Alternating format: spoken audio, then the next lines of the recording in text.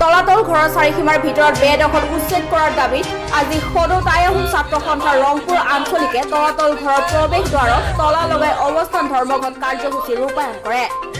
পুৰাতত্ব বিভাগৰ অধীনত থকা এই তলাতল ঘৰৰ চৌহদৰ মাটি কিনা বেচা হোৱাৰ অভিযোগ কৰিছে আটাচুৱে। যদি শিৱসাগৰ জিলা প্ৰশাসন তথা পুৰাতত্ব বিভাগে অনতিপলমে এই বেদখল উচ্ছেদ নকৰে তেন্তে আটাচুৱে নিজাববীয়াকৈ ব্যৱস্থা ল'ব বুলি জানিবলৈ দিয়ে। তাত এই ঐতিহাসিক তলাতল ঘৰ আৰু ৰংঘৰৰ ওপৰত বিশদভাৱে বৰ্ণনা আছে।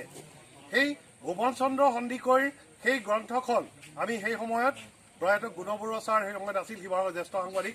আমি সেই সময়ত মীনাক্ষী সুন্দৰ্মৰ হাতত তুলি দিছিলোঁ এটা ফটোষ্টেট কপি, আৰু সেইবিলাক তেওঁলোকে কেন্দ্ৰীয় পুৰাতত্ব বিভাগ আৰু তেওঁলোকে পুৰাতত্ব সৰ্বেক্ষণ 4 মাহৰ ভিতৰত অবাধ বেদখল হৈছে।